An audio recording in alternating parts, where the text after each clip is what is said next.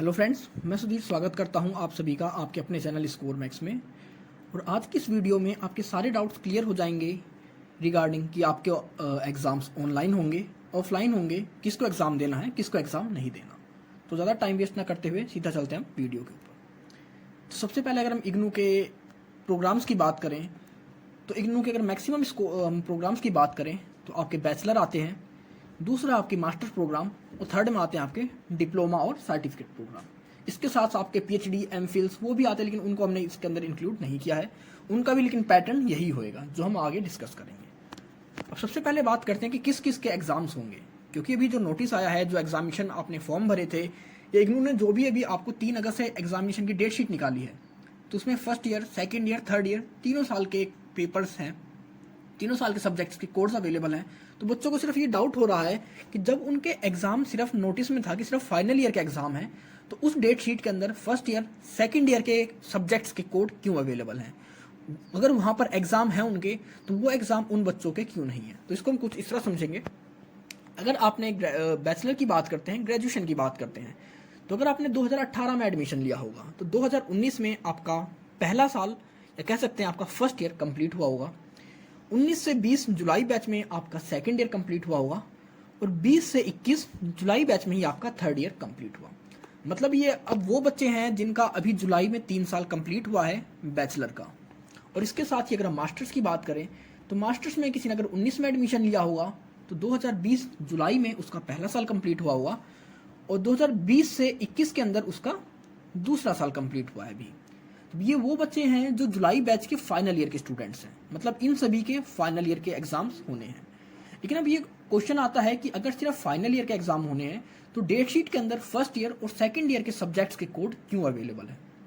अब आप इसको इस तरह समझ सकते हैं कि अगर कोई बैचलर का स्टूडेंट था, 2019 में उसने फर्स्ट ईयर का एग्जाम दिया और उसकी किसी एक सब्जेक्ट के अंदर बैक आ गई या वो फेल हो गया, ये कंडीशन उसके सेकंड ईयर में भी हो सकती थी कि वो किसी सब्जेक्ट में फेल हो गया या बैक आ गई, तो उसको तो अपने एग्जाम देने हैं ना, क्योंकि उसका तो फाइनल ईयर है और उसको अपने सारे पेपर इसी टाइम क्लियर करने हैं।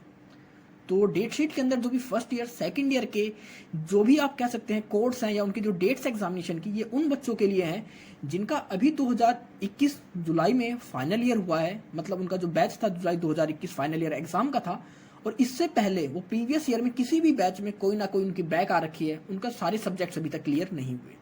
तो जो भी एग्जाम उनके फेल हो रखे हैं जिनमें वो, या जिनमें बैक आ रखी है, उन एग्जाम्स को वो इसी जुलाई बैच के अंदर देंगे। तो ये तो था कि अब आपको समझ में आ गया होगा कि सिर्फ जुलाई बैच 2021 जिनका फाइनल ईयर था उनके एग्जाम होंगे। डेट शीट के अंदर फर्स्ट ईयर, सेकंड ईयर के कोड इसलिए दिए गए हैं कि हो सकता है जिनका भी फाइनल ईयर था, इनके प्रीवियस ईयर्स में किसी सब्जेक्ट में बैक हो या फेल हो रखे हों, तो उस सब्जेक्ट को यहाँ पर देकर अपनी डिग्री को इसी जुलाई या अगस्त के अंदर कंप्लीट कर सके। और इसको छोड़कर अगर कोई बच्चा हम बात करते हैं जिसने 2019 में एडमिशन लिया है ग्रेजुएशन के अंदर, तो 2019 से 20 पहला साल हुआ उसका, 20 से 21 अभी उसका दूसरा साल है। तो इन जिन बच्चों का अभी कह सकते हैं हम सेकेंड ईयर है ग्रेजुएशन के अंदर, तो उनके एग्जाम नहीं होंगे। इनके एग्जाम के लिए इग्नू ने एक नोटिस निकाला है कि आप सभी के एग्जाम्स के लिए एक सेपरेट नोटिस इग्नू इशू करेगा in the month of December. तो आपके जो एक होप्स, आपकी जो एक उम्मीद है कि आपके एग्जाम कब होंगे सेकंड ईयर वाले स्टूडेंट्स के, अगर मास्टर्स में फर्स्ट ईयर के स्टूडेंट्स की बात करें तो वो दिसंबर तक उनका नोटिस आएगा, क्योंकि एग्जाम होंगे या पोस्टपोन्ड होंगे या फिर उनको आगे प्रमोट कर दिया जाएगा। तो कुछ इस तरह है आपका कि किसको एग्जाम देने हैं, किसको एग्जाम नहीं देने। अब दूसरी बात करते हैं कि काफियों के कमेंट्स आते हैं, मैसेज आते हैं कि सर हमारे एग्जाम ऑनलाइन मोड में होंगे या ऑफलाइन मोड में होंगे। तो अकॉर्डिंग टू माई सेल्फ, आपके जो भी एग्जाम होंगे इग्नू के, वो 100% ऑफलाइन होंगे। ये क्योंकि मैं इसलिए नहीं कह रहा हूं कि आज तक इग्नू कभी ऑनलाइन हुआ नहीं है। इसका रीजन ये है, अगर हम पिछले साल की बात करें, इस टाइम से पिछले साल सितंबर के टाइम पे जो पैंडेमिक की कंडीशंस थी बहुत ज़्यादा वर्स्ट थी, लेकिन उस टाइम भी इग्नू ने, मतलब मैक्सिमम यूनिवर्सिटीज़ ने अपने एग्जाम्स को कह सकते हैं ऑनलाइन कंडक्ट कराया था, लेकिन इग्नू ने उस टाइम भी अपने एग्जाम्स को ऑफलाइन कंडक्ट कराया था। अगर हम जनवरी बैच की बात करें, अभी जनवरी में जिनके एग्जाम हुए थे, जनवरी बैच में भी काफ़ी सारी यूनिवर्सिटीज़ ने, या यूँ बात करूँ कि मैक्सिमम यूनिवर्सिटीज़ ने अपने एग्जाम ऑनलाइन कंडक्ट कराए, तब भी इग्नू ने अपने एग्जाम्स ऑफलाइन ही कंडक्ट कराए थे। तो अकॉर्डिंग टू इसके जो भी प्रीवियस रिकॉर्ड्स है इग्नू का, उसके हिसाब से इग्नू के जो भी एग्जाम्स हैं, चाहे बैचलर के हों, मास्टर्स के हों, डिग्री के हों, किसी भी चीज़ के हों, आपके सारे के सारे एग्जाम ऑफलाइन ही होंगे।